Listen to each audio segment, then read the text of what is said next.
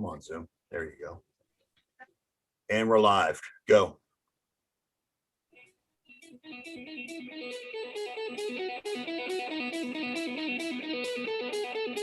Welcome, Nerds fans, to the latest S&M production of the Sunday Night Sports Nerd Show. It is the most absurd 90 minutes of anything goes, smack talk, and a whole lot more.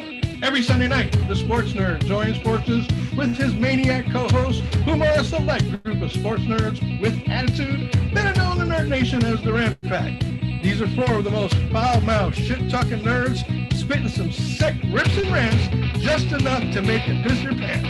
So listen up, Nerd Nation. Rise and welcome the legend himself. He is the founder, he is the host, and he is the star of the Sports Nerd Show. Coming to you live, straight out of Lakeland, Florida, Scott, the Sports Nerd. Right.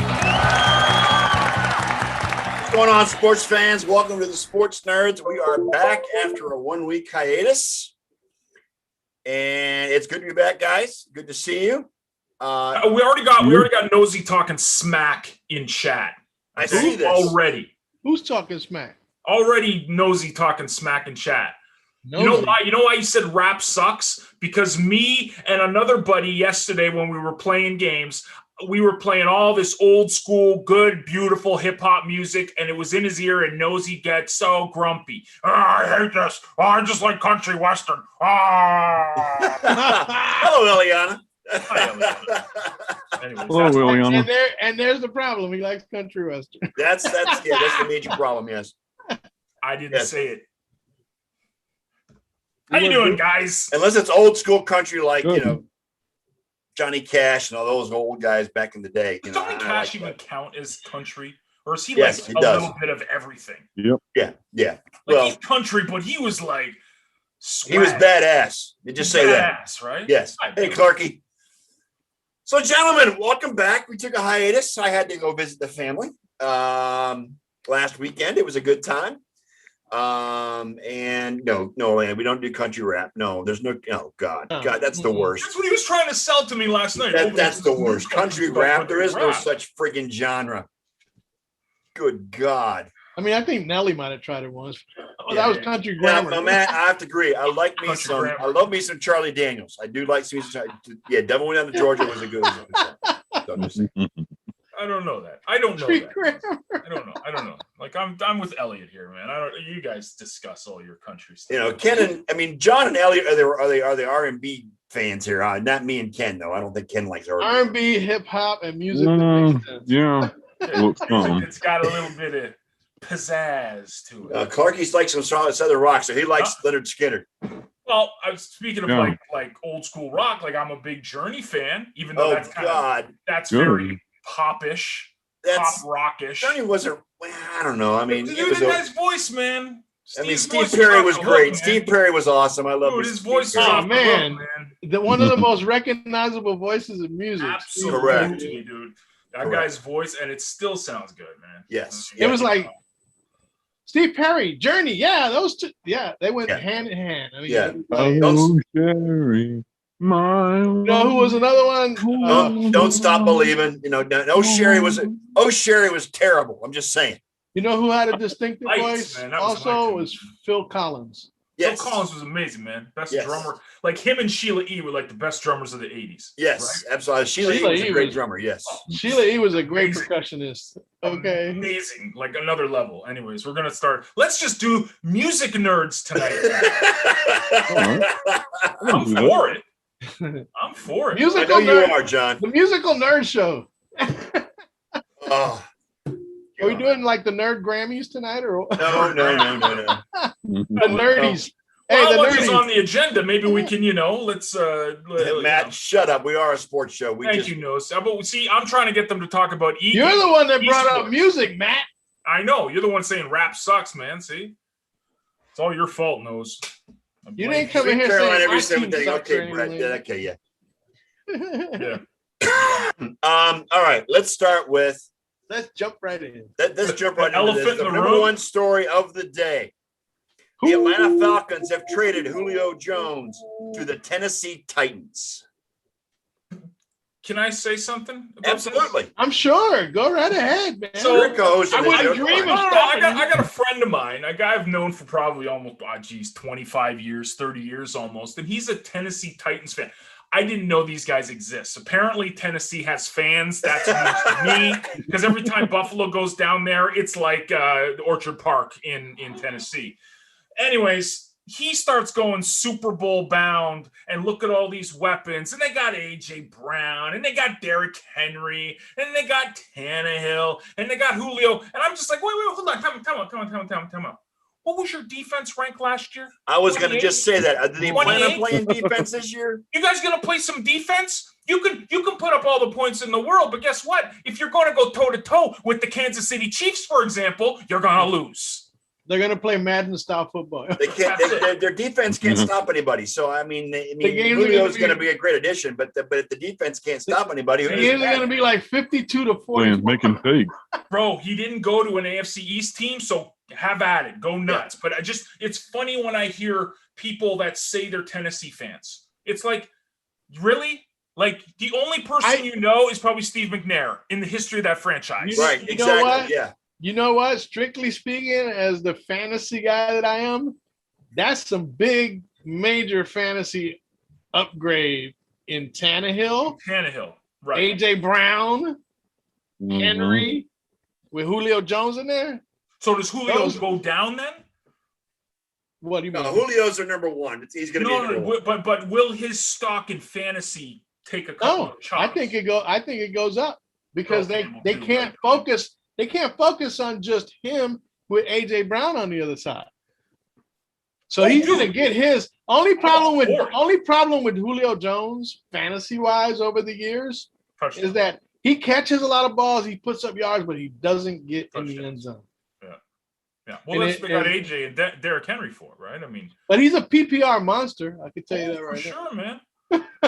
Dude, I'm basically- all for it. I by think the it's a way, great offense. It's just Clarky, Earl defense. Campbell's long gone by the time Tennessee got there. So. Yeah, I mean, Yeah, Earl Campbell's. I'm used talking to the it, so. franchise, like the franchise. Well, Ridley Well, Scott. you know, they were big back when McNair and Eddie George. Eddie back when George and McNair, right? They came within a yard of Who was beating their the Who was Rams. their big tight end for the longest time that was so good?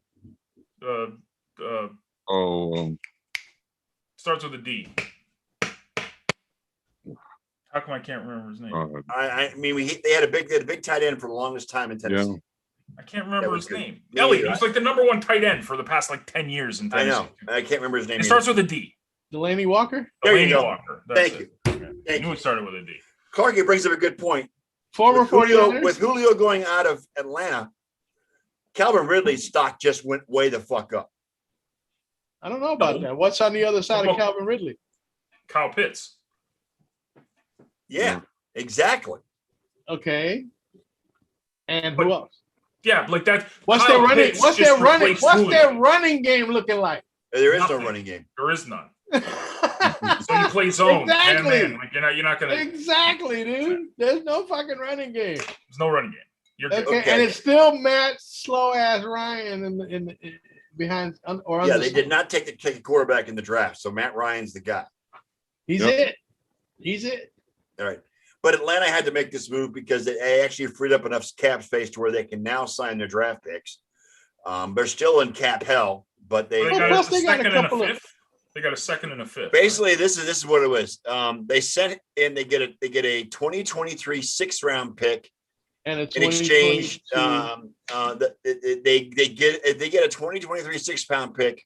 Atlanta does, and a 2022 third round, second round round pick. Second round pick, right? Yeah, So Second next round. year, second round, and in 23, yeah. they get The Titans get Jones and a 2023 6th round pick.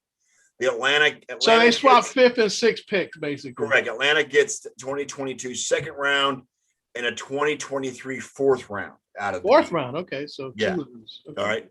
So, I mean, Look, I think it worked out for both teams. it did. I mean, Atlanta freed up the space where they can sign their draft picks. They're still flirting. with Don't that forget, cap. too, Julio Jones does not make anything a lock because he has had some injury issues over. Just in the last couple of years, but for most of his career, he has not been injured. He's been. Don't forget, he plays in a dome. What he's going to be like in Tennessee when it's getting close to. Well, grass is a better surface to play on than the dome. I'm just saying. Saying. Well, no, nowadays the domes they have fucking natural grass. They roll it in. Yeah, well, Atlanta didn't have that, but still. Yeah, but they take care of it in ways that it simulates. Yeah, those rubber pellets underneath it and shit, but that's all right. I mean, I grant. I guess at least it's not AstroTurf. You're right, Elliot. I mean, if it was AstroTurf like Philadelphia or the old Astros. Hey, dude, AstroTurf ended careers long before. Yes, it did. Especially the turf in Philadelphia. The surface that cannot be named. And in the Astrodome, dude, yes. that fucking turf was nasty too. That was like those little mats that they use in wrestling around the ring. Yes. That's good. I've still got an AstroTurf front door mat and doormat. Yeah, so I mean, does this make Tennessee? I mean, because defense aside, does this make Tennessee a contender in the AFC? No. Elliot? Not yet. Well, no, but defense. Does this make a contender with does this make Tennessee a contender in the AFC? I think it makes them a serious contender for the AFC South. Yeah. Yeah, because again, you and I discussed this earlier. The Colts are the other team in that division. The Colts are the other team in that division, and I expect who stacked up a lot.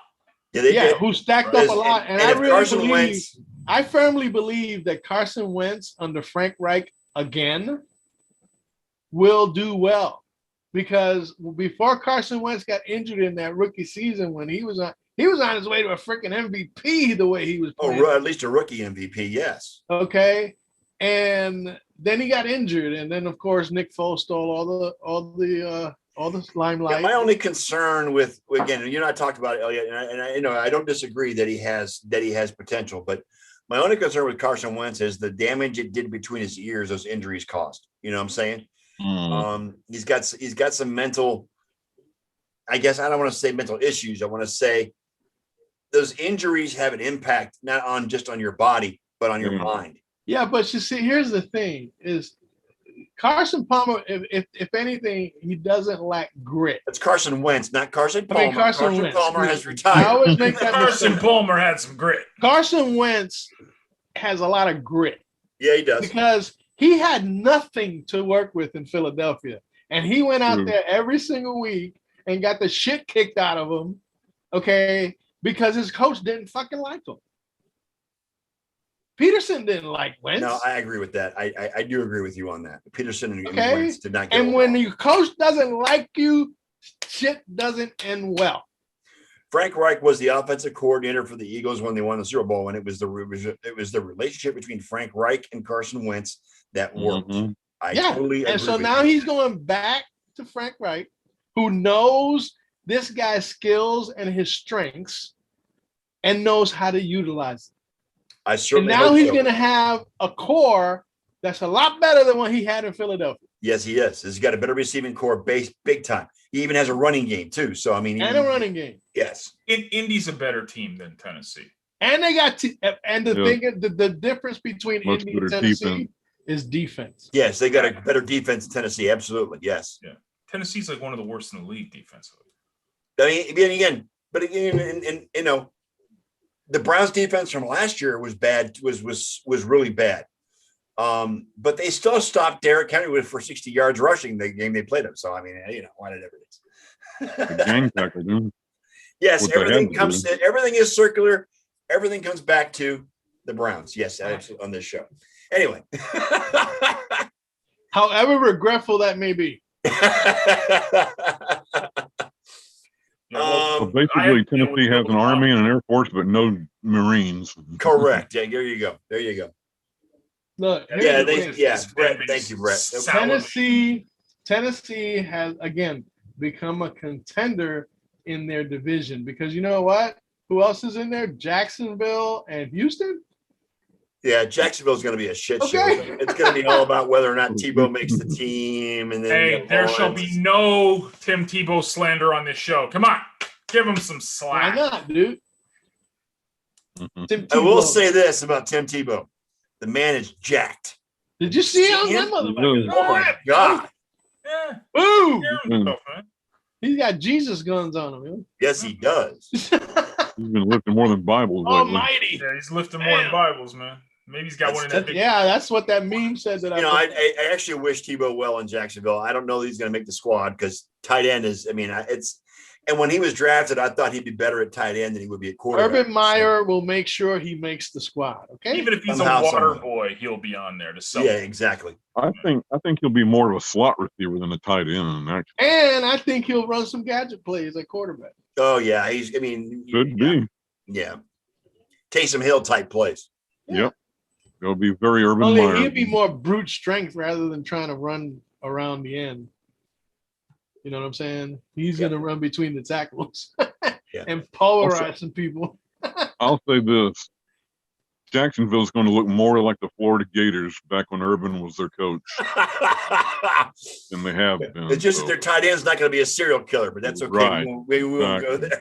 Well, we won't say that their current tight end won't be, but the old one won't be here. Yeah. Tim Tebow's mentor. Yeah. Moving on. Yeah, Tebow's jerseys won't be delivered until July. Or actually, I think it's July or August because they want to make sure he makes the team before it happens. And he'll probably once the Jaguars trade Gardner Minshew or release him, he'll get his 15 back. So it's all good. Anyway, moving on real quick. The next Aaron Rodgers story. Oh, Aaron Rodgers. Yes. What about happening? Packers president and CEO Mark Murphy shared on Saturday that the ongoing saga has taken a toll on the Green Bay faithful. Oh, thank you, Captain Obvious. They're mixed. They're mixed, dude. They're split. Well, from what I understand, the fan base is split on whether he should stay or he should go. I mean, and you know what? Whatever chance they had, I mean, I seriously believe that if the Packers would have signed Julio Jones, Aaron Rodgers would have had a reversal of feelings about the situation. Possibility.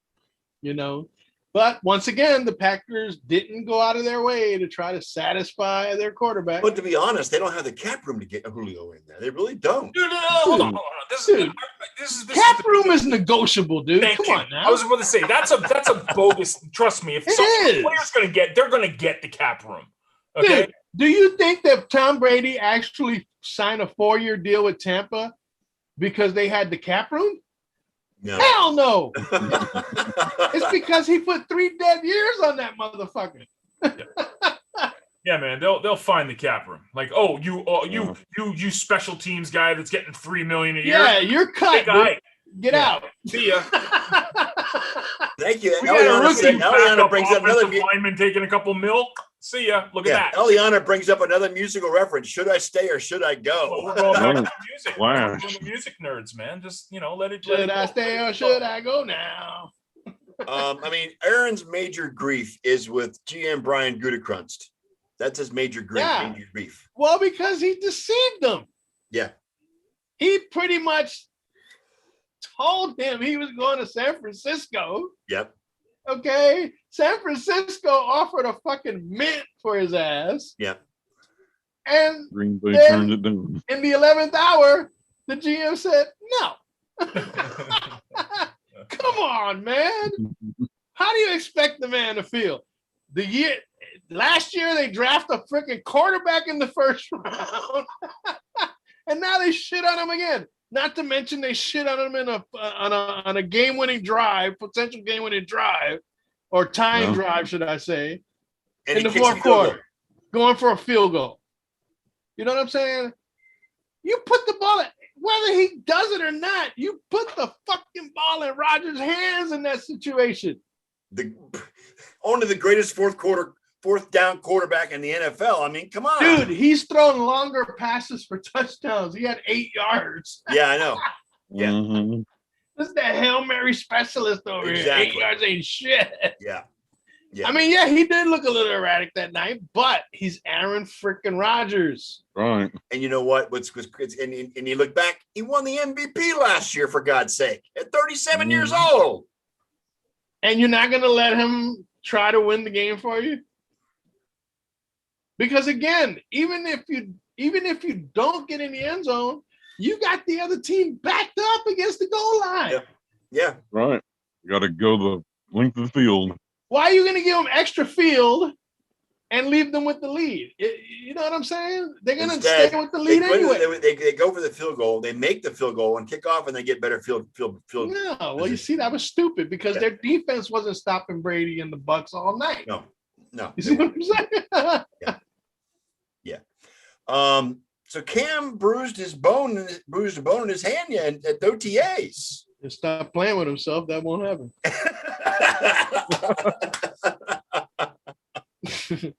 He must have bruised it on one of them outfits he wears. Getting dressed. No, he banged it on a helmet. Oh, did he? Yeah, he banged it on a helmet during the OTAs. That's really smart. It's not considered serious, but I mean, of course it's not, dude. Oh my God, gentlemen, stop. Jen Nieto is here. She's actually showed up to the show tonight this week. Oh Happy belated 2 weeks birthday, Jen Nieto. Yeah. Welcome, Jen. Good to see you. 2 weeks late, but happy birthday. Happy birthday. We'd sing, but then everybody would rage quit.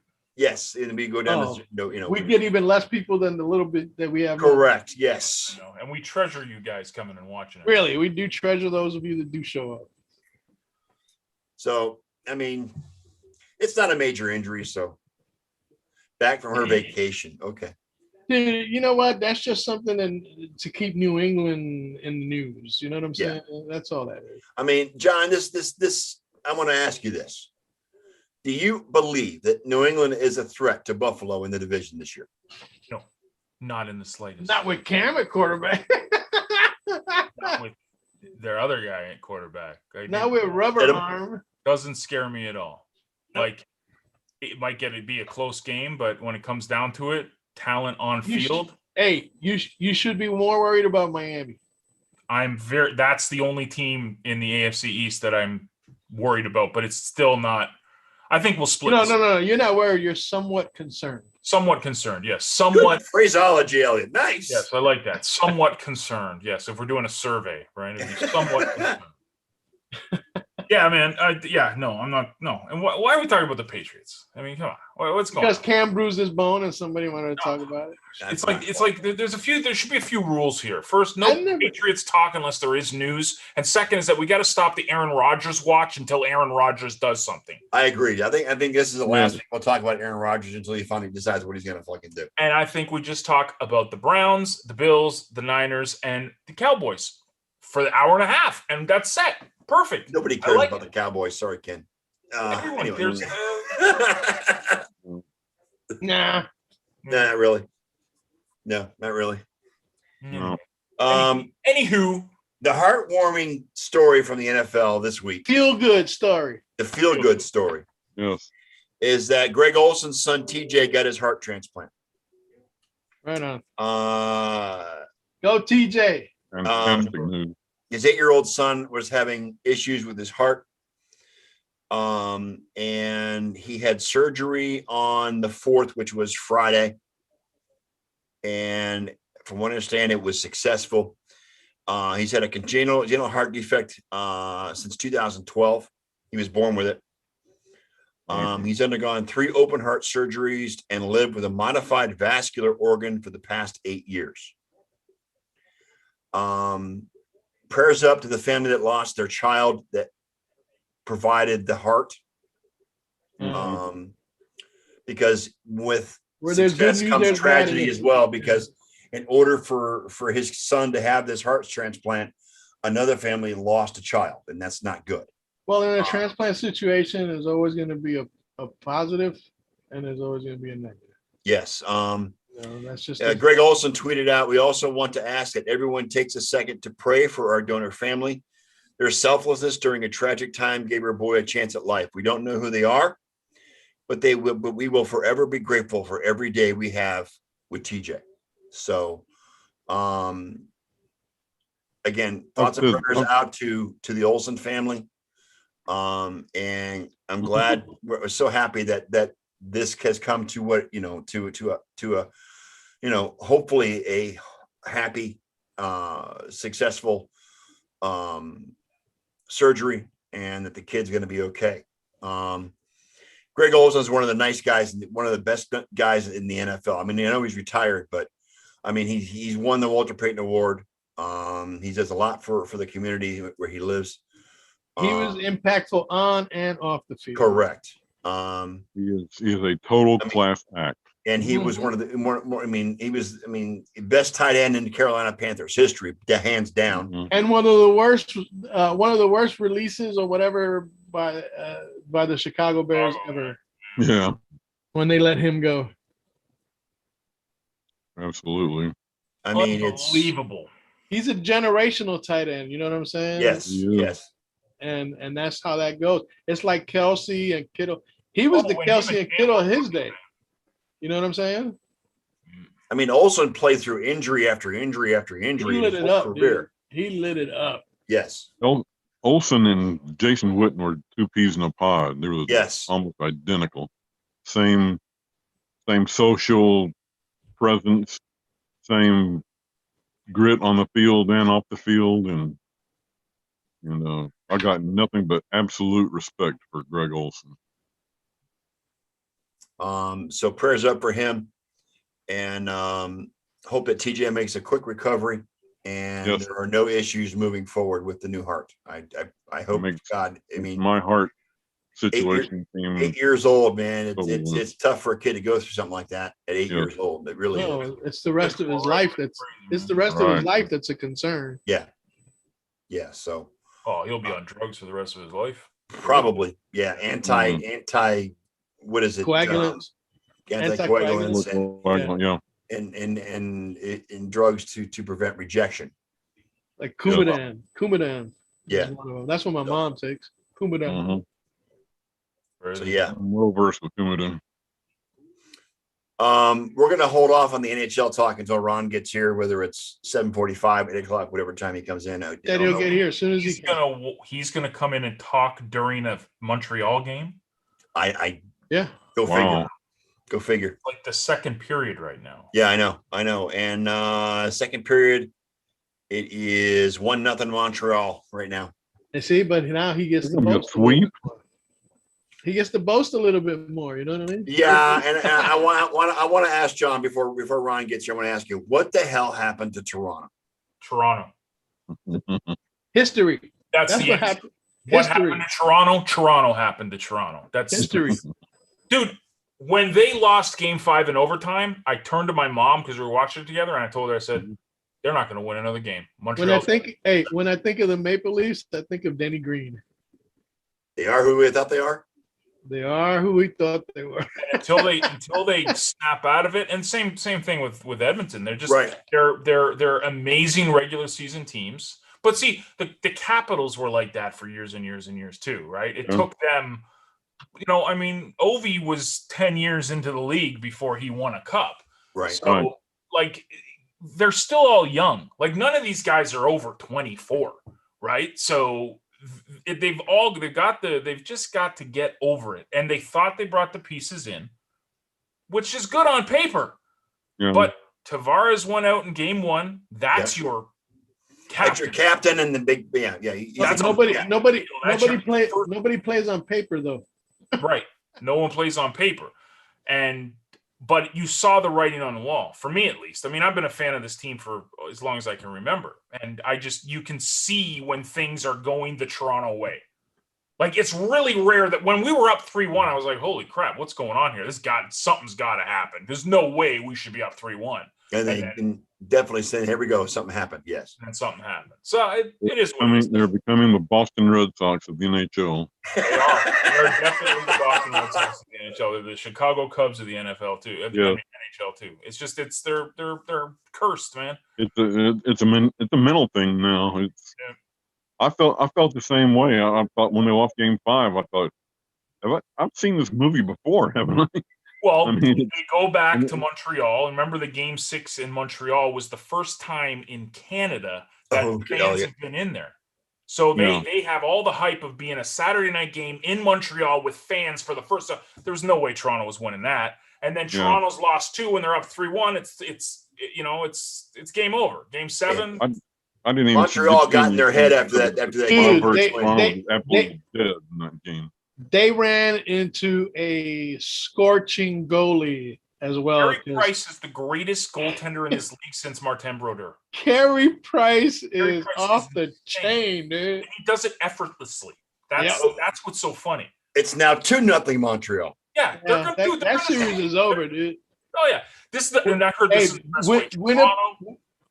Sorry, go ahead. Winnipeg blew their wad against Edmonton. Oh yeah, and then Scheifele takes that hit penalty. Right? Scheifele's hit on Evans. Yeah, it was. Was it a dirty hit? Was it a dirty hit? Yeah, man. I mean, like, there's one thing about he didn't even try to stick his stick out. That was the thing. If he put his stick out to try to stop, he was taking that guy's head off. That's what he wanted to do. Yeah. So you got a 4-game suspension for it too. Suspension. So he's not playing until next year because I don't see Winnipeg coming back like at all ever. So, Ever. No, they won't. They're and then the alignment will probably be back to normal next. And the Islanders are on top of everything too right now. Yeah. Speaking of alignment, the NHL and in Canada finally came to an agreement on cross-border travel. Yeah. Thanks, Okay. Canada. Little late. Well, that's just for us to get down there for the Exactly. Yeah. Basically, so that the series that if whoever goes into the conference finals, because there's going to be a Canadian team in the conference finals, can travel back and forth between the U.S. and Canada, and vice versa. They just better get themselves vaccinated before they come over. They're going to go undergo daily test. The American team is going to go undergo daily testing, be in a somewhat kind of a bubble where they have no contact with the outside world. They're going to be in a quarantine hotel. Look, as long as they're vaccinated, everything's good. The CDC said so. Yeah, but that's U.S., not Canada. Canada government is different than the U.S. government. So, we're just a bunch of geniuses up here, man. Don't worry. We got everything under control. Yeah, dude. Hey, you know what, man? The Islanders yesterday, they really impressed me. That Barzal, number 13. Yeah, that 4-1 win was a big win for them yesterday. That was really huge, dude. Yeah. They should be up 3-1 in this series, man. Yeah. Dude, You know I'm all what I'm for saying? anything Jordan Eberle does. I'm a fan of. So I'm a fan of the Islanders. And I'm thinking, you know what? I'm thinking the Islanders might just finish this out in 6. I hope. The Tampa Bay, they're up 3-1 now. Of course, the Bolts won yesterday, 6-4. That second period was crazy yesterday. 8 goals scored in the second period alone. I'd rather see Islanders and Lightning myself. Yeah, I would like to see Islanders. The Lightning series plays the winner of the Colorado and Vegas one. No, right? Lightning series plays the winner of Boston and New York. Boston. So the Canadian team plays the Western one. Correct. Why would they see that? That's the I don't know. Like whatever, man. Doesn't matter. That's why they get paid the big bucks, and I just Right. So, but that second period yesterday with the Bolts and the Panther and the Hurricanes. It's all about logistics. 8 goals scored in the second period alone yesterday. Yeah, no, it was 1-0 after the first period. Yes. And then I look up at the scoreboard and it's 5-4. I'm like, 5-4 after 2. I'm like, what the hell? I changed it because I'm like, this is gonna be a low scoring game. I don't need to watch this. The roof caved in, man. Yep. The fucking goalie. Kucherov had 2 goals. Stamkos had 2 goals. 2 players that were not with the team as the season ended because they were out on injury, but now they're back for the playoffs and they're making an impact. So, Bolts fans are happy right now, big time. So, because Carolina and Florida have been their bane of existence during the regular season. Well, they've already knocked out Florida. Now they're up 3-1 against the Hurricanes. So it's a good thing. And yes, that Islanders Bolts series would be great. I don't want to see Boston go any further, but even that series would be good too. But that's okay. Nah, man, it would make for interesting banter.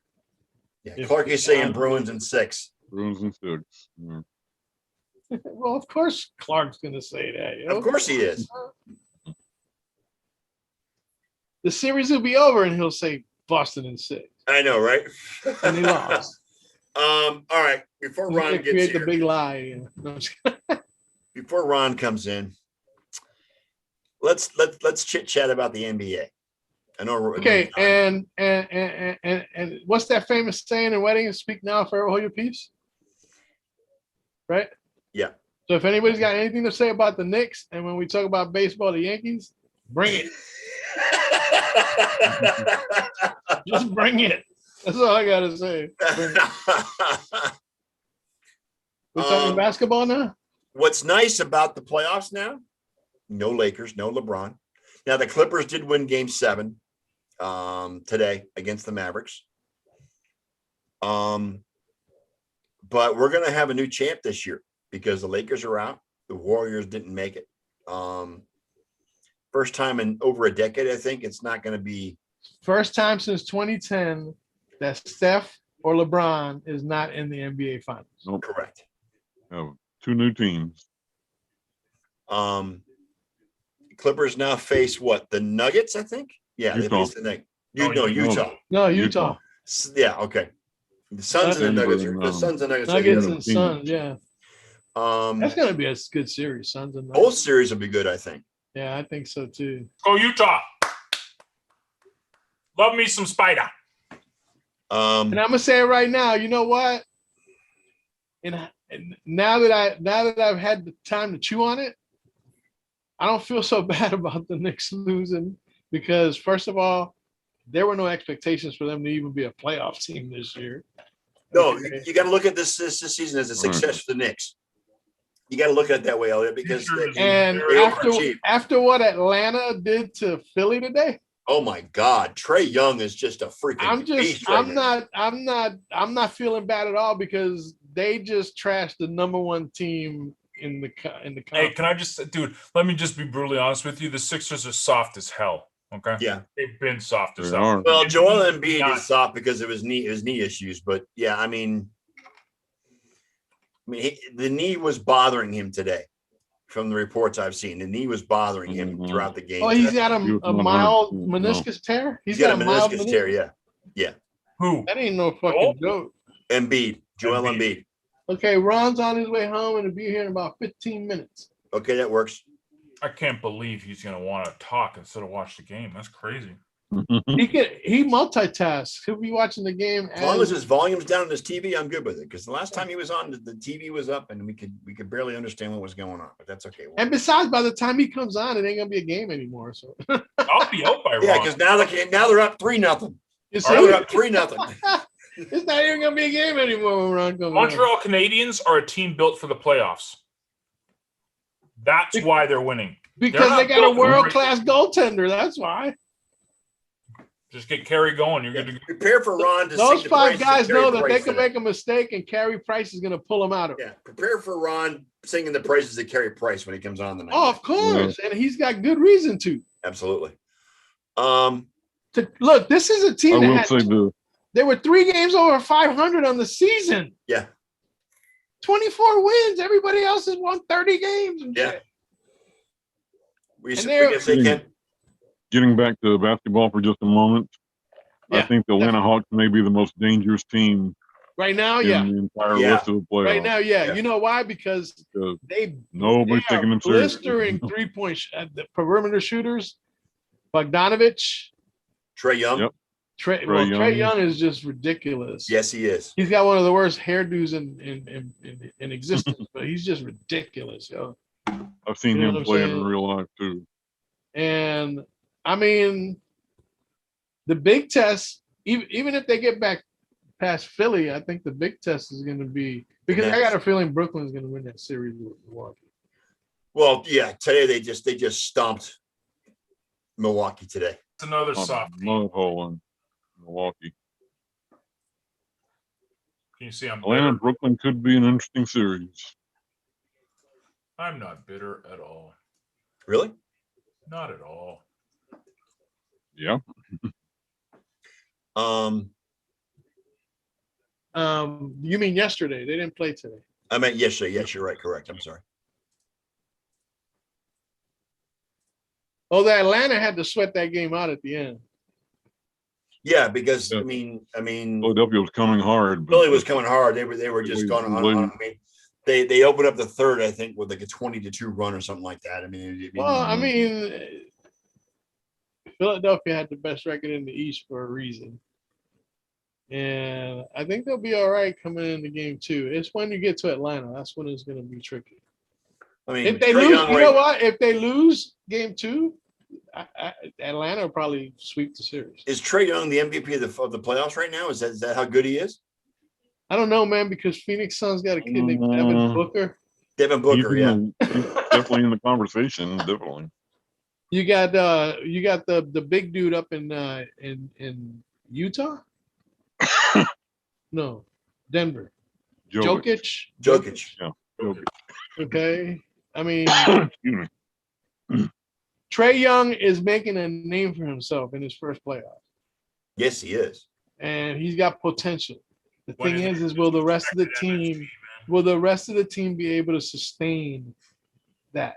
They're the 5th seed. You know what I'm saying? But they're playing like a one. They seed. still got a chance. They still got a really good chance of beating Philadelphia, though. Oh, I think Yeah. so. If they beat But- Philly now, I think they sweep them if they beat them in game 2. But my question is, can they get past the Nets? I don't know if anybody can get past the Nets. Even here's Even with Harden being out with that hamstring today, here's they the still- embarrassment of riches. James Harden goes out of the game with a hamstring at 47 seconds after the tip off. Okay. You think, oh man, that's Milwaukee's chance to steal one here Right. in game 1. And at first it looked like it was gonna work, but then Blake Griffin decided Blake Griffin with 18 points and then Dude, double Blake double. Griffin throwing himself all over the court. Did you see Yeah. him go for that loose ball? Looking like the And- Blake Griffin of old, man. He basically stepped in. He basically stepped in and filled that James Harden void Right. in a different manner altogether because they got 2 completely different games.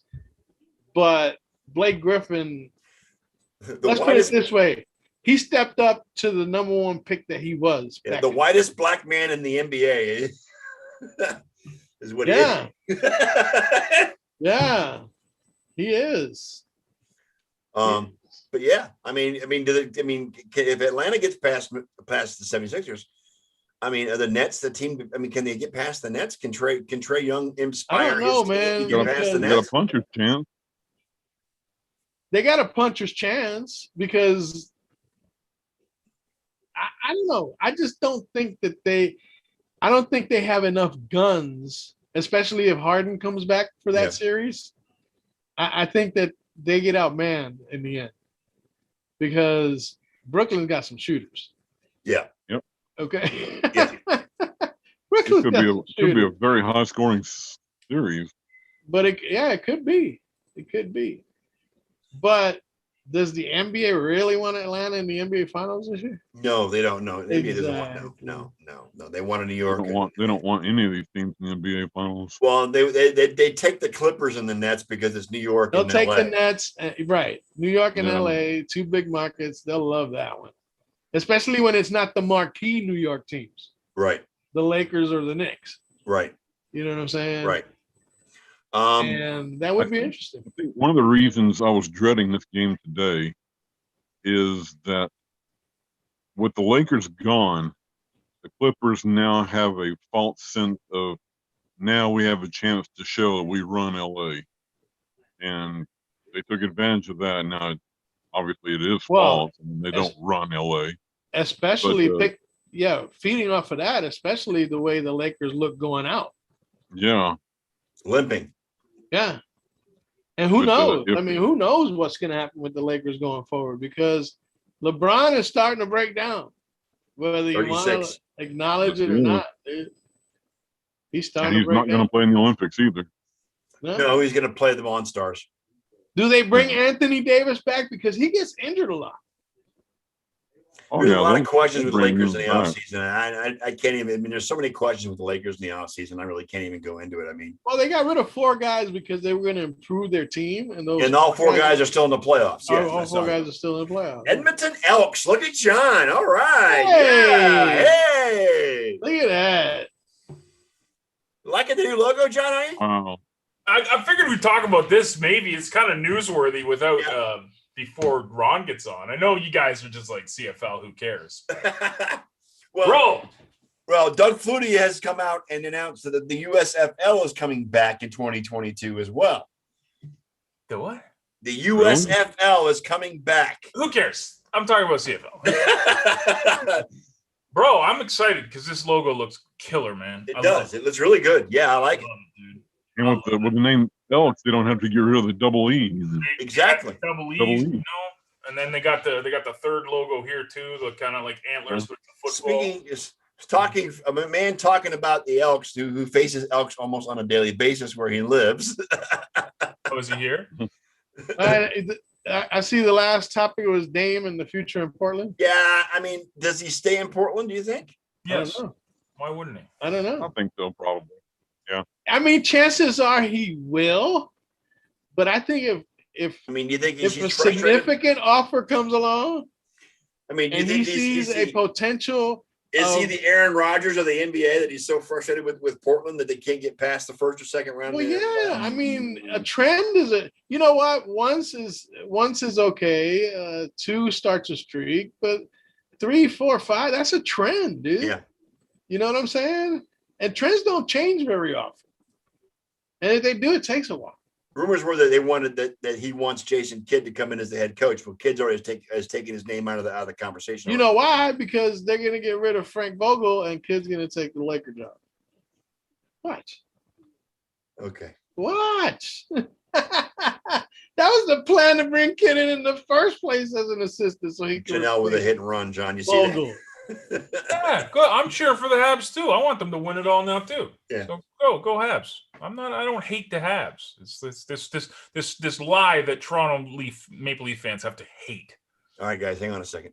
I don't hate. Ron's in the waiting room. I'm going to bring him on. Okay, we'll leave baseball talk. Thank you very much. The Yankees suck right now. Yes, they do. I think Okay. the Jays won that series, didn't they? I don't know. They did. Ladies and gentlemen, Mr. Ron Gallo Ron, what's up, man? from the Great White North. Hey, Yeah. Ron. Yes. Yes. John was questioning your ability to multitask. He's wondering why you're here when there's a Montreal Canadiens game going on. I don't know how you're doing it, man. Just so you know, John, it was 3-0 until I turned on this show, and now it's 3-1. Right, it's Oh. 3-1, yeah. See, it's bad luck, man. Yeah. Oh man, Yeah. that's a heavy load to lay on us right there, Ron. Exactly. Before we get into any before we get into any NHL, need to talk about the double IHF. Oh yeah, that happened today. Okay. What's that? Okay. This is World Hockey Championships. Yeah, this is where different teams from around the world come together. They were in Latvia this year. It's a round robin format. Normally, Canada can only send their second best team because the best players are either unable to play due to injuries or they're in the postseason playing for their NHL team. Right. So anyways, Canada started off the round robin 0-3. And anybody who knows anything about hockey in Canada knows that hockey is life. All you got to do is ask any Edmonton Oiler fan or Toronto Maple Leaf fan, and they're dead. Hockey is life in Canada. So Shout out to John Olson. That's like cheese in Wisconsin. Exactly. So 0-3 to start the tournament, and basically everybody forgot about Team Canada over there. The difference was Mangiapane. This kid was playing with Calgary Flames. They had to play out the regular season. You'll remember the regular season overlapped with the postseason for Calgary and the Vancouver Canucks because of the COVID. So Right. Mangiapane never ended up getting there until after 3 games had already been played. So they were 0-3. Mangiapane shows up. They start winning. They beat Norway. But again, nobody back home knows this because everybody is written off Canada. And then all of a sudden, they learn that they've made through the round robin. They're into the quarterfinals. They won their quarterfinal game. They're going to play United States for the semifinals. And then all of a sudden, it's like, wow, this is interesting. They beat the United States, who finished first in their pool. And then Canada advances to the gold medal game in a repeat of the 2019, the last time this tournament was played, against Team Finland, who finished first in their pool. And lo and behold, game goes to overtime. Canada wins gold. It's never happened at this particular tournament before. And so, yeah, just unbelievable to go 0-3. They actually lost one of the other round robin game. They were 4 losses in their round robin, but they managed to pull it all out and win gold. Never happened before. So I just wanted to start there because that's huge. That is huge. Congratulations to Canada. Yes, very much so. Before we get into the NHL talk, Brett reminded me of a topic I wanted to talk about. I know you guys don't follow the PGA. Ken does, but I know the rest of you guys don't. The fact that John Rahm was forced to withdraw from the Memorial after his third round yesterday, due to the fact he tested positive for COVID yesterday morning after his second round. The dude was up 6 shots and was leading the tournament. Was forced to withdraw from the tournament. He was making a name for himself. This guy here, this was a tournament for. I can't talk today. Tournament. It was a tournament for the ages for this guy. Yep. And unbelievable that he had to be escorted off. He was in tears. He was on pace to be at a back-to-back winner because he won the previous time they played it too. Didn't a couple other guys get pulled as well? No, they didn't. No. I'm not a big John Rahm fan because he's a hothead. And I'm not a big fan. But I did actually feel bad for the guy because he was on a roll. I mean, he was 6 shots up going into the final round, and it was pretty obvious that nobody could catch him. It was his to lose, man. Yeah, it was his to lose. Now, again, this is not going to lose it. The kicker for me here is, and you can agree or disagree with me, I don't care. The kicker for me here is until he got to Muirfield this week, he had not been vaccinated. Okay. He got his first shot in Muirfield after his contact exposure because he had been in contact with someone who had it. And after that contact, he got his first shot. This is again, another reason why you need the vaccine. Take your vaccine, get your shots, get it done. No, I won't. John, again, you can agree or disagree. I don't care. I mean, it is what it is, but that's my opinion. I believe Elliot and Ken will agree with me on it, but it is what it is. From what I've heard, every test he had this week, he tested negative until yesterday morning. Correct. Until yesterday morning, and then he tested positive. The thing is, after he completed his round, he shook hands with 2 or 3 other players. Correct. And their caddies. Yep. So all you gotta do is shake somebody's hand and then put it on your face or rub your face. I don't know, but it seems like they would have to have a rapid test to make sure everything was cool to play today, and evidently they were not tested. So I don't know, but this is the most bizarre tournament incident I've ever seen. It's extremely unfortunate. You think, I mean, I don't know. I'm not a COVID expert. So number one, how does he get to that point before they realize that he's positive?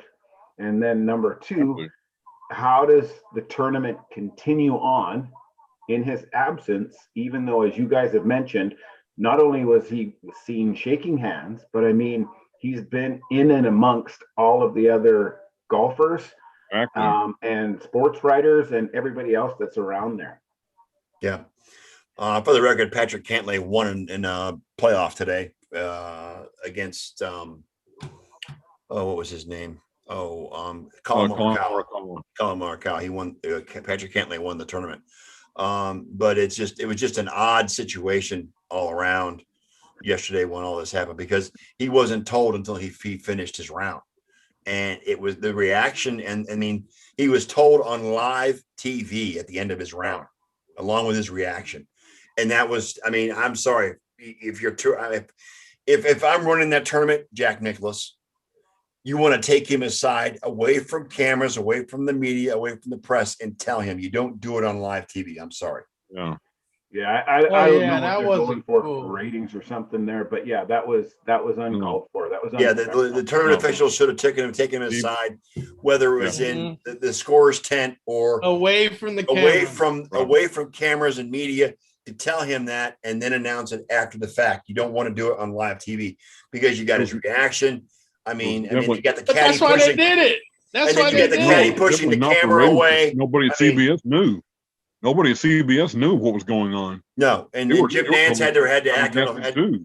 Jim Nance had to react on the fly, and it was just an uncomfortable situation for everybody involved. I mean, it was Exactly. even uncomfortable for the media, but that was the tournament official's choice to tell him as he was coming off the 18th green. That's a bad choice by the tour. Very. So anyway, That's the tournament handlers. That's Correct. on them. It's Yeah. not CBS. all right, Ron, let's get into this. Okay, I just want to touch on one more thing about that double IHF. Those teams have been in a bubble since this tournament started, and you'll love this. Team Canada has chartered a flight back to North America with Team USA. Nice. Yeah, Canada and USA are sharing a plane. It's a good thing that those two didn't play for gold. They did play for the opportunity to get past each other and play for gold. But United States, they won bronze, just so you guys know, and Canada ends up winning gold. But yeah, we're here for some NHL, I think. So, Go ahead, John. Brett, first thing, Brett brings up a good. I wanted to bring this up. Taya Curry selected by Sarnia Sting Yeah. becomes the first female Ontario Hockey League draft pick. In the Ontario Hockey League. In the Ontario Hockey Right. League.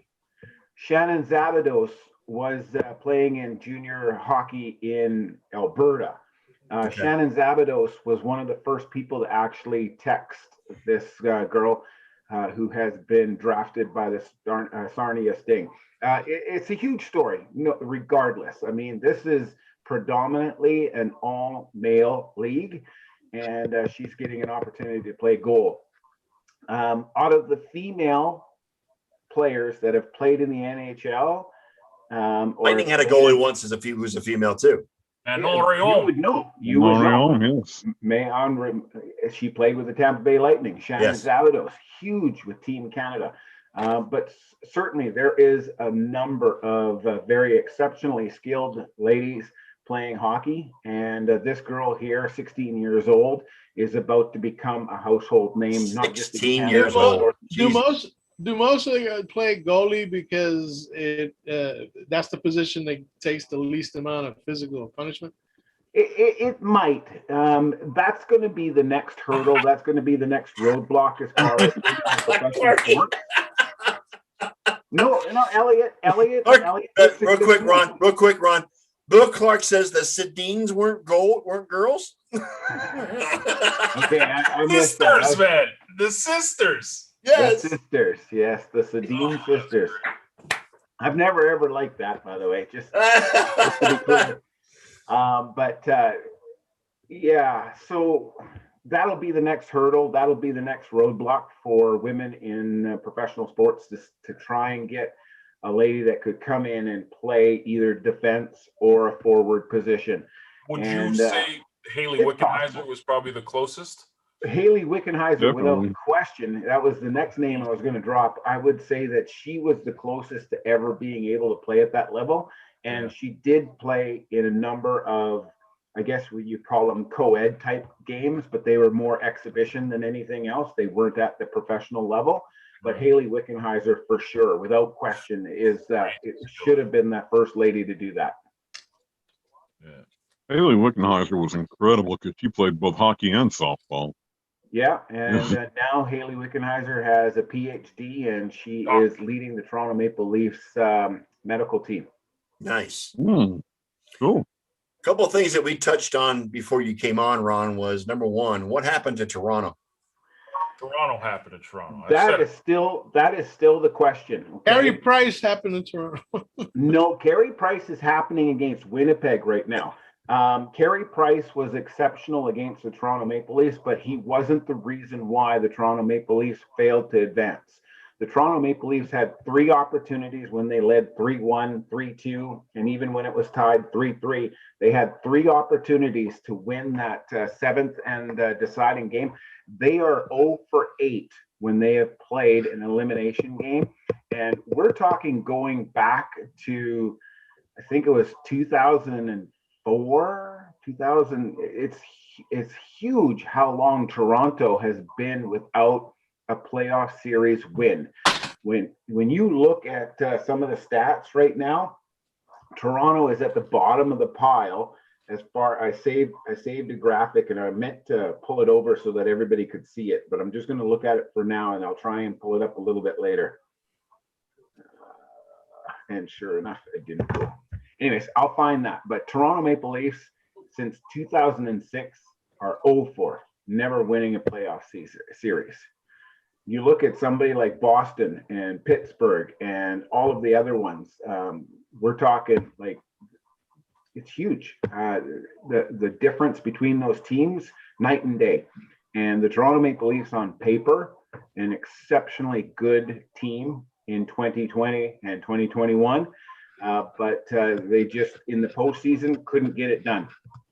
And I know that this stings again, especially for John, but jumping over to the Edmonton Oilers have that same problem.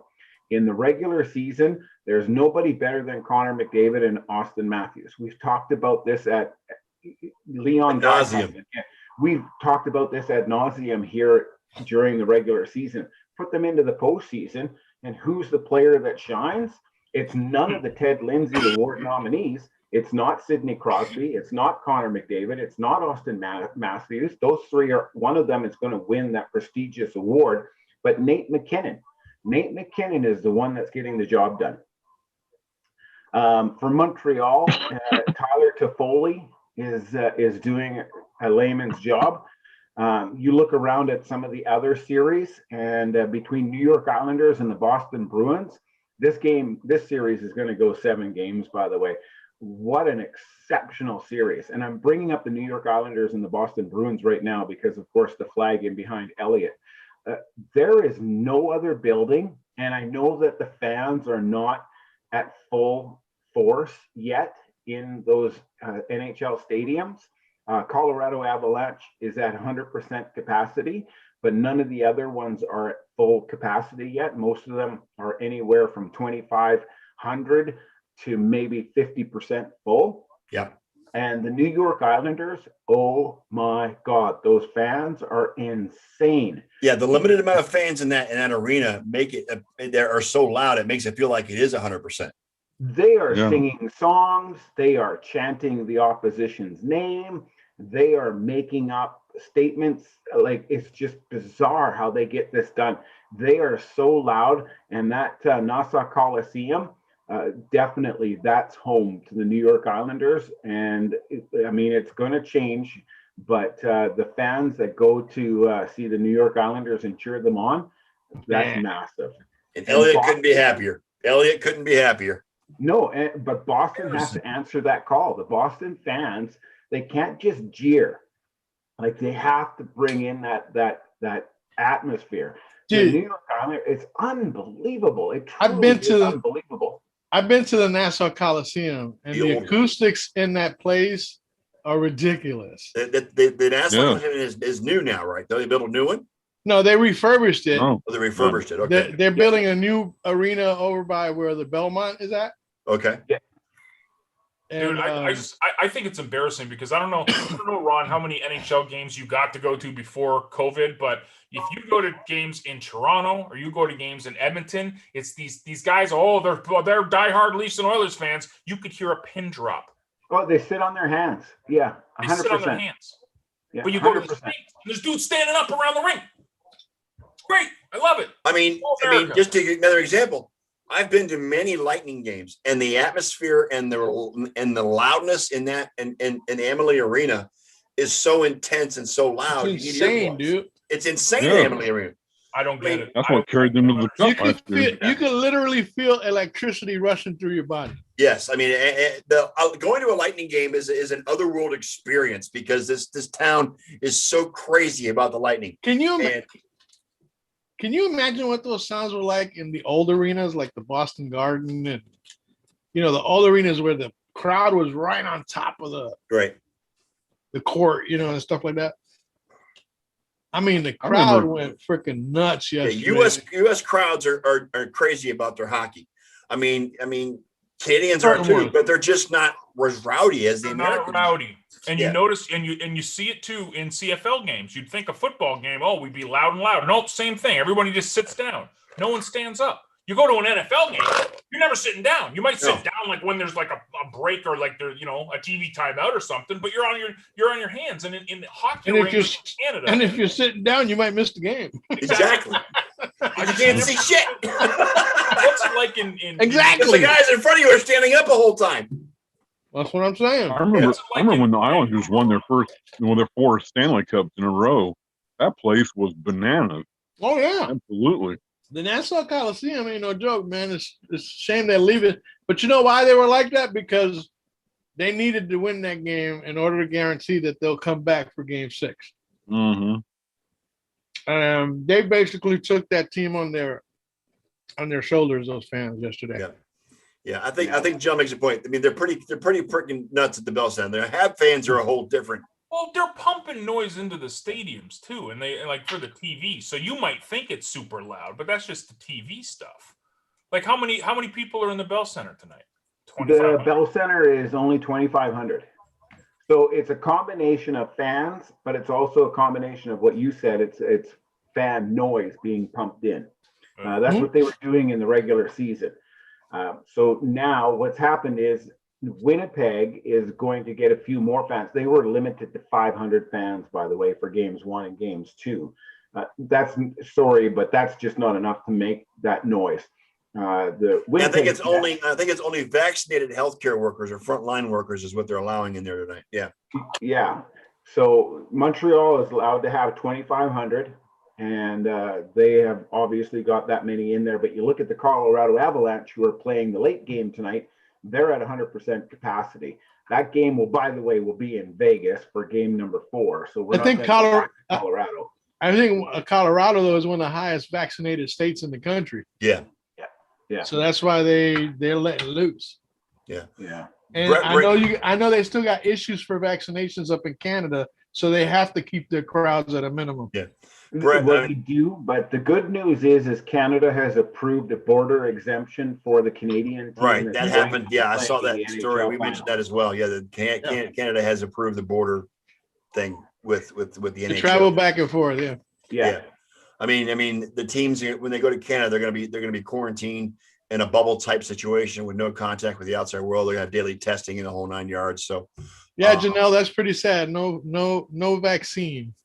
Not enough vaccine in Canada. Not enough vaccine. Yeah. The other thing we talked about, Ron, was the Scheifele hit on Evans. Okay, let me go in there right away. Within 10 seconds of the hit, I had posted, what the hell, Scheifele. Scheifele is a great player, but that was a momentary lapse of better judgment. Less than a minute to go. He doesn't play the puck. Yes, there is a very strong argument that it was a solid, clean hit, just over the top. Okay. And so now Evans, if that's the case, how come Evans got as hurt as he did? Well, he had his head down, watching the puck go into the empty net. Now, the problem he was defenseless. He was basically defenseless. He was defenseless. He was vulnerable, and Scheifele didn't ease up. And that's Did you see? Got the suspension that he got, a 4-game suspension. Did you see the guy that shielded the scrum? Yes. That was Ehlers. Yeah, Nicholas Ehlers. And the linesman. Let's give some credit to the linesman as well, because that's never easy. But Ehlers and the linesman definitely had to hold back that group of players that were scrumming with Scheifele so that they didn't fall on an unconscious Evans. And there's no question that Evans was unconscious. Yeah. Oh, yeah. he was out when he got hit before he even hit he was out before he hit the ice. Hit the ice, yeah. Yeah. That's crazy because Scheifele is not like you'd never go, oh, Scheifele's a dirty player, like ever. Like So if Winnipeg never made it to the postseason, Scheifele would have been playing in that double IHF tournament that I talked to you about in Latvia. And we would be cheering him because he's a great Canadian player. And that doesn't change anything. He's still a great Canadian player. He does not have a history of doing stupid things. Look at Kadri from the Colorado Avalanche. He's done it numerous times with the Toronto Maple Leafs. The Toronto Maple Leafs finally decided to get rid of him. because he was too much of a liability, especially in the postseason. But Good. Shifley had been running around in the last 7 minutes of that game, and he was noticeably upset because he is known to be one of the top forwards for the Winnipeg Jets. And that line, that young line that included the left winger, Jake Evans, they had shut him down. He had nothing more than a single shot in that game. And I'm not saying that Shifley saw Evans and went, I'm going to get him. But when you look at him, he came with all of the speed and all of the intention that he could muster, and he didn't reach for the puck. He went straight for the big hit.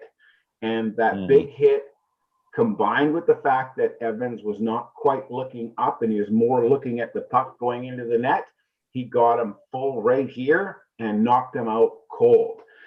I've had people argue with me, what's he supposed to do?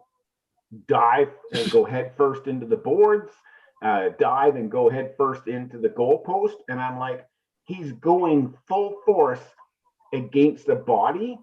There's going to be a collision. He has already accepted the fact that he is going to be in a collision. It's just he chose that collision to be with a player. Yeah. Against a defenseless player. A defenseless, vulnerable player. That's the terminology we use in the NFL all the time too, is a defensive player. Yeah. So Canadian hockey fans, there is a handful, or more than a handful, but there is Canadian hockey fans that are saying this is the postseason, this is the playoffs. Keep your head up. Keep your head on a swivel. Don't put yourself in this position. And then there's, of course, the other ones. And, you know, there is one picture out there just before contact that shows Shifley is tucked in. He doesn't have his elbows out. His feet are on the ice, but he is ready to railroad this kid. Yeah. And Evans is not looking for it, not expecting it to happen. He thinks it's just going to be a cakewalk to an empty net goal and seal the deal for the Montreal Canadiens. It turns out that, of course, that did seal the deal. But, of course, the hit, the unconscious player, and then having Evans stretchered out afterwards, I mean, that obviously took a lot of the shine off of the luster of that game one win. Yeah. The Montreal Canadiens come back in game number 2. And as fortunate as it was, Tyler Toffoli scores a shorthanded goal. It turns out to be the only goal in that game. And Montreal wins 1-0. Now, I know it's after 40 minutes of play. I'm going to talk as if the game hasn't started yet. Yes. For me, the thing is, I honestly believe that Winnipeg had, heading into this game, had more ability to win than Montreal did. And there's still 20 minutes left to go, so the game's not over. But when Montreal scores that shorthanded goal here tonight to make it 3-0, for me, that's almost the icing on the cake for the Montreal Canadiens. They do have to make it through the final 20 minutes, but the Winnipeg Jets, they have got to answer the game, the call of the game early, not late. They blew their wad in a player like Carey Price. You can't wait until the third period to try and figure out how to win. Ron, they blew their load against Edmonton. You know what, Elliot, I never had an opportunity to say this the last time I talked to you guys, but it's so true. Sometimes you have to look at that first round victory and ask yourself, is that the team Stanley Cup? Right? Is that the win? Is that the victory that's so big to them that they've won everything that they expected to win? Yeah, well, they're about to go down 3-0 to the Canadiens, so it may not be they may not be long for this world as far as the playoffs are concerned. But that's what I'm saying. And to be honest with you, my fear was when Montreal defeated the Toronto Maple Leafs, is this going to be Montreal's Stanley Cup? No. Oh, no. This is the history of it. Edmonton always beat Winnipeg in the playoffs. Yeah. So Winnipeg's winning was whatever. Montreal always beat Toronto in the playoffs. So this was, well, no, not always, but like Montreal had more success in the playoffs than Toronto's had. So no, I get it. That's what I'm saying. Like for Winnipeg, it's beating Edmonton and beating them in 4 games straight. That was huge. Well, That it was kind of like when Carolina swept Tampa a couple years back. No, that'd be Columbus. Thank you very much. I mean, Columbus, excuse me. And what did they do after that? They got trashed in the next round, didn't Yep. Yeah. Yeah. they? They blew their wad against Tampa. Yeah. So You got to remember, though, this is the Montreal Canadiens we're talking about. There are plenty of ex-Canadian players around who know exactly what it means to lift the cup, and they're not about to let these guys say, "Hey, it was great against Toronto, but now." No, Yeah, this is pride on that the ain't line. happening. Not This is happening. pride and history on the line. That's Montreal right. knows how to Exactly. deal with that. there is Canadians, the Yankees, and the Celtics. Ron, talk to me Celtics. about the Islanders. there's Tell me way too much pride in that. the Islanders are extremely deep. The Islanders, I don't know. You must have missed it, but for me, the Islanders are winning on their own ice because of the fans, for sure, 100%. The game last night where they won 4-1, that's really a 2-1 game because there's two. Yeah, empty there was net two goals. empty netters, right? But the thing is that when these games are this tight, they can go either direction. Mhm. And Boston, if they would have scored to make it 2-1, they could have probably held off New York. But the thing is, you got to watch. It's so bizarre. Don't even watch the game. Listen to the fans. And then watch the players' reaction to those fans. You're not going to see it in game number 5 because they're back in Boston. So game number 6. But I have seen so far in all of the New York Islander games that I've watched, I have watched the fans rally the New York Islanders to come back and play above their abilities and to take over the game. I've seen it in game number 4 last night. I've seen it in previous series. And it's just, it's unbelievable. Those fans, they fire up their New York Islanders. They're the And- equivalent of the Seattle Seahawks 12th man. Oh, maybe, absolutely. That's probably the best analogy out there. So, I mean, it'd be interesting to see what happens in game 6, especially if New York steals game 5 in Boston. Oh, yeah. That'd be sweet. And That would be sweet. I will Games- say the that the games New I've York seen the Islanders Islanders in the Boston Bruins series, They is- remind me a lot of the New Jersey Devils of the late 90s and early 2000s when they had their big run going. right. Are you seeing that, Ron? Oh, I mean, they've got the makings of the team, right? I mean, you've got Pajot, you've got Palmieri, you've got the goaltending that you need in Varlamov. Marmalov, oh my God, that guy is tremendous. You know, I'm not taking anything away from Tuukka Rask or even Halak. Halak's not going to see any games. There'd have to be a monumental letdown by Rask in game number 5 for us to see Halak in game 6. But you know, the thing is, when you rely on one or two lines, look at the Toronto Maple Leafs, look at the Edmonton Oilers. When you rely so heavily on one or two lines, it becomes a little easier in the postseason for some reason for the other team to focus on them and shut them down and frustrate them. That was my fear with the Winnipeg Jets and the Montreal Canadiens, is who is Montreal going to key on? Well, it turned out that you got to watch out for Scheifele's line, and that's really been the difference. Kyle Connor is huge for the Winnipeg Jets. You got to be able to stop this kid for sure. But then that allows the Montreal Canadiens to be able to send out their 25-year-olds, their 20-year-olds. You have players that are not even 21 years old on the Montreal Canadiens that are putting up the numbers that Wayne Gretzky and Sidney Crosby did when they were 20 years old. Yeah. So, I mean, it's huge. The other series we need to touch on, obviously, is heading back tomorrow night. Is it tomorrow night? Hey, Tuesday night to Carolina. Tuesday night, yeah. How come they get an extra night off? I have no idea. I don't make the schedule. Winnipeg and Montreal are playing back-to-back again. They got to play again tomorrow night. I don't know. They did that in the first round. Remember that, John? Oh, yeah. Yep. That almost became the turning point for Toronto to take over the series. In fact, that was the 2 games that Toronto won. They won both of the games in Montreal to take that 3-1 series lead. But anyways, Tampa Bay is in Carolina with a chance to put away the Carolina Hurricanes. Carolina controlled the game yesterday.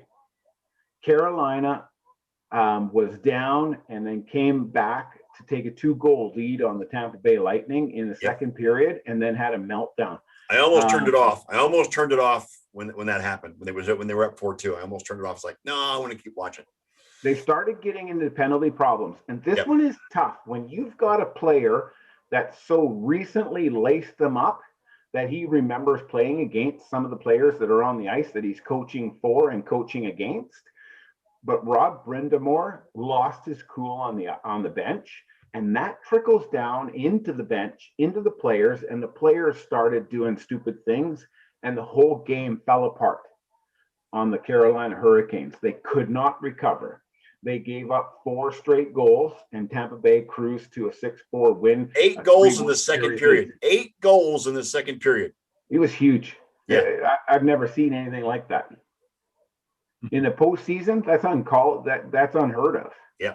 It's hard enough to get 4 goals from each team in a game. Yes. Right? Look at some of these recent scores. You know, like Tampa Bay and Carolina. Yeah, I mean, where's the defense? Yeah. It'll be interesting to see when these teams start coming together for the semifinals, right? Because, of course, you're going to have either Tampa Bay or Carolina coming out of that division. You're going to have either Boston or New York Islanders coming out of that division. This is a division with Boston and the New York Islanders where the goaltender factors in, but not to the degree that you're seeing in Colorado and Vegas and Winnipeg and Montreal. So what's going to happen when you get a team that comes out of the North, comes out of the West, and then it ends up meeting one of those 2 teams from out East? It's going to be interesting for sure. The difference for the Lightning has been the addition to the roster of Steven Stamkos and Nikita Kucherov, because they were not on the roster when the season ended. Kucherov actually was out the entire season with that hip surgery, comes back for the playoffs, and they both each had 2 goals yesterday. Yeah, and Stamkos had a couple of beauties. Yeah, you know, his one-timers are just second to none. I mean, he's got a beautiful one-time shot. He really does. Yeah, and you know, and that's the key. I mean, who makes a living off of that one-timer? Alexander Ovechkin. Steven Stamkos.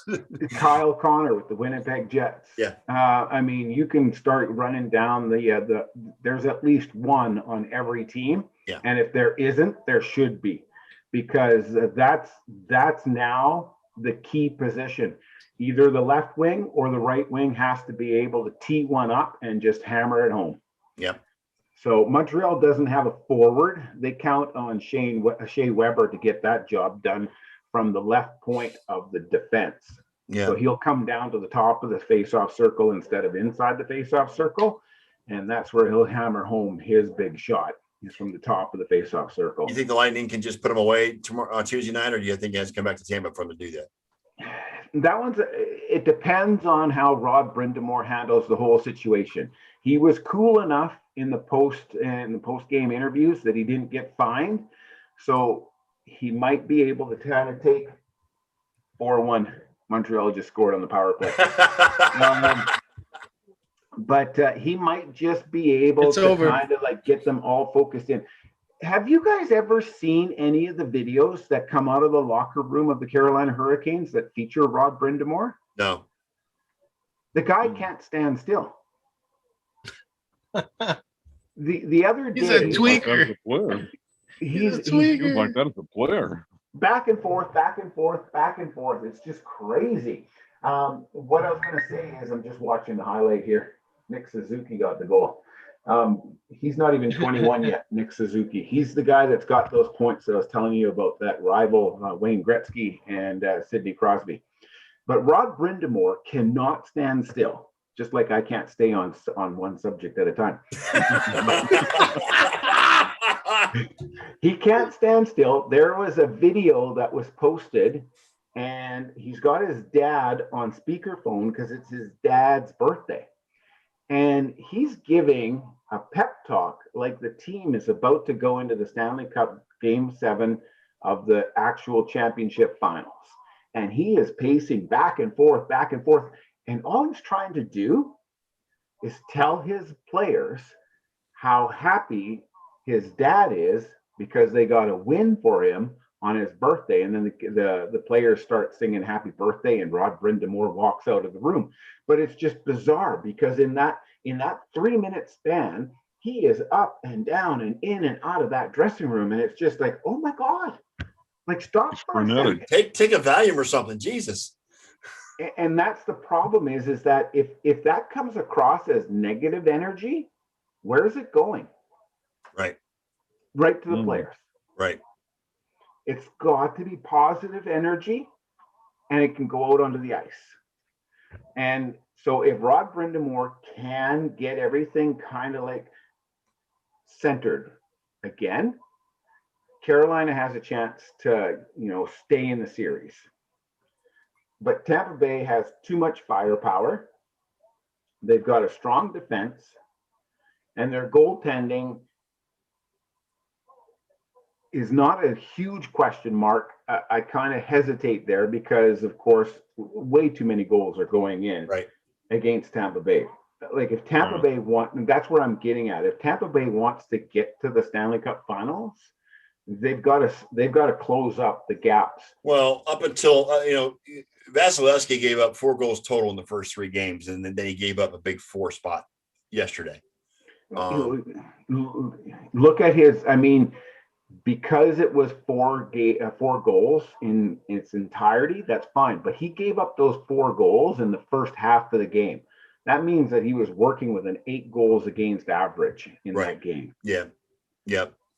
True. So, that's what I'm trying to say. Like, you got to be careful. You got to put everything in perspective. You got to make sure that it's all going to work and it's all going to He's go still one of the forward. top goalies in the league, and for hands down. But they need to stop he needs to start being the Bulin wall, as we called it back in 2004. Hobby Bulin back in the day. I'm just glad because they won they won the series against Florida. I was trepid.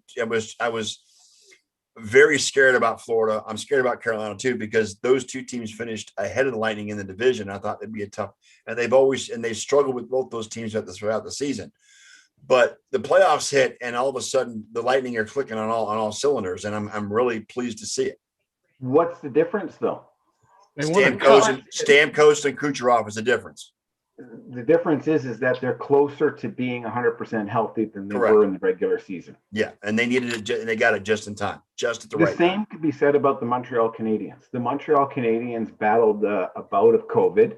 They battled injuries. They still don't have Jonathan Drouin back in the lineup. I mean, he's the only key member that's still out of the lineup. But they were so shorthanded. They were without Shea Weber. They were without Brendan Gallagher. They were without a couple of other players. You get them back for the postseason, and you're a different team. Yeah, and so that's what I'm saying about Tampa Bay. Like, yes, I completely understand why you say you're nervous about Carolina. For me, Tampa Bay is just too solid. They're just too consistent. If they do lose in Carolina, I'll give it because it was in Carolina and it was the fans and all the rest of it. They're not going to lose. Now, is that the loss of Evans for the Habs? Is that going to be pretty serious for them? Or is he going to come back? What's his status? Do you know? Not with the question marks around concussions that he's had. Okay. I don't suspect he'll be back. It'd be a mistake to bring him back. And if Montreal does what they're looking to do here in the next 7 minutes, and that's take an extreme stranglehold on this series, leading 3-0, there's no need to bring Evans back. Right. If this series gets stretched out for some reason, then yes, the question mark will be, can he come back? But of course, that's a doctor's decision. It's not a player's decision or a coach's decision. Right. It's a doctor's decision because this is a concussion. Real quick, Vegas and Colorado. Who do you like in that series? Tonight, Vegas. Long run, still Colorado, but this one is another New York Islanders, Boston Bruins Knights. type series Go where Knights. it could go to 7. Okay. And all right. So, and what about Boston? And I mean, you like the Boston, or you like the Islanders in that series? You know, with that series, I want to see who can win on the road, because who can ever win on the road is going to win this series. So Boston needs to win at home and then win on the road. Yeah. If New York Islanders win either game 5, or if it goes that far, game 7 on the road, then obviously they are going to win the series. Yeah. So it's going to come down to who can win on the road. Okay. And for right now, I the advantage is with the New York Islanders. Okay. All right. We're going to end it right there, Ron. It's 8:30. Again, as always, we are so happy to have you to talk hockey, because I think hockey on this panel is the number 2 favorite sport of all of us. I think it's after NFL. So we really appreciate you being here. John's kind of hemming and hawing. He's, he doesn't. Depends who's in the playoffs or not. Yeah. But thanks again for coming on this week. We were off last week. I was out of town. So, but it was always great to have you on the show. I really appreciate it. Thanks, Ron. Thanks Thanks Ron. for having me, guys. You bet. Go Habs! Go ahead, baby. I want the Habs to win it all. Let's go. Hey, no, unless they play the Islanders, then we No, want them to win it all. That'll be their 25th championship, and that'll tie them with the New York Yankees. Oh, no. Oh, no, that'll be too short. 27. 27. 26, huh? Yankees got 27. 27. Okay, well, whatever. Still want them to get to number 25. All right, we're going to call it a night, folks. Thanks, everybody, for showing up. We're going to be back here again next Sunday. On behalf of my co-host, Mr. John G. Olson, Ken Costello, and Elliot Big E Lamba. And again, a big thanks and a shout out to Mr. Ron Gallo for joining us for Hockey Talk. We are the Sports Nerds, and we will see you next week. Hit it, Elliot. Maybe. I got it. You got it? Open. In the books, and we're actually still live and televised. And on behalf of our hosts, Scott, the Sports Nerd, right? There you go. John, Bob, and Ken, the 3 other wonderful members of the Ref Pack, and yes, me, Big E. In the books, and we're actually still live and televised. And on behalf of our hosts, Scott, the Sports Nerd, right? There you go. John, Bob, and Ken. Let's just call that one a Technical issue? technical issues. I was trying, Jen. Yeah. You just got hit with a pack rant from Perfect. Right there. Don't move And it. with that, fellas, we are out.